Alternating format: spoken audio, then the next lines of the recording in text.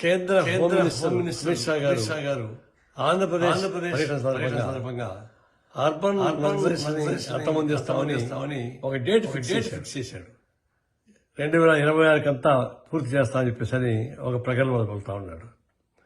ఇది అర్బన్ నగరైజేషన్ లేదా నగరైజేషన్ అనేటువంటి అంశం కాకుండా మీరు మేనిఫెస్టో పెట్టేటువంటి అంశాలు మీరు అమలు చేయండి. ముందర బీజేపీ, ఎన్డీఏ మీరు ఇచ్చేటువంటి మేనిఫెస్టోలో ఇచ్చినటువంటి అనేక అంశాలని అమలు చేయండి. పేద సమస్యను పరిష్కారం చేయండి. అటవీ సంపద మొత్తం కార్పొరేట్ కంపెనీకి అప్పగిస్తాం, గిరిజనులకి అప్పగిస్తామని చెప్పి గిరిజనులకు రైతు ఇవ్వండి. వాళ్ళ బతుకుల సమస్య పరిష్కారం చేసుకోండి.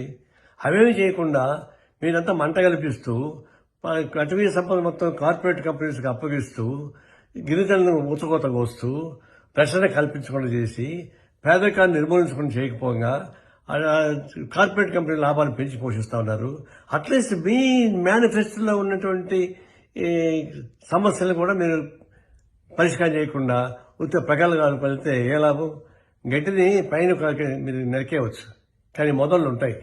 మొదల్లే అసలు వామపక్షాలు కానీ నక్సలైట్లు కానీ ఎవరైనా చేసేటువంటి సమస్యలు అవి పరిష్కారం చేయకుండా మీరు ఏ ప్రగల్భాలు వెళ్ళినా కూడా కేవలం శుష్క వాగ్దానాలు అవుతాయి తప్ప ఇంకోటి కానీ కాదు.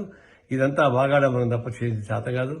అనవసరంగా ఇట్లాంటి సమస్య పెట్టి రెచ్చగొట్టుకునే బదులు సామరస్యంగా ఉన్న సమస్యను పరిష్కారం చేసుకుంటూ భారతదేశం లౌకిక వ్యవస్థను కాపాడుకుంటూ అన్ని మతాలని కులాలను సమానంగా చూస్తూ పేదరికాన్ని నిర్మూలించే పద్ధతి చూసుకుంటూ ప్రత్యేకంగా అడవి సంపదని పరిరక్షిస్తూ అడవిలో నివసించేటువంటి గిరిజనులకు హక్కు కల్పించేటువంటి సమస్య చేస్తే అప్పుడు పరిష్కారం లేకపోతే ఇట్లాంటివంతా ఉత్త ఊకదంపుడు ఉపన్యాసాలు. ఇట్లాంటి ఎర్రజెండా ముందు అనేక మంది హోమ్ మినిస్టర్లు వచ్చిపోయారు, అనేక ప్రధానమంత్రులు వచ్చిపోయారు. వాళ్ళు ఏం చేయలేకపోయారు. మీరు కూడా ఏమీ చేయలేదని చెప్పేసి మండిగా స్పష్టంగా చెప్పగలను.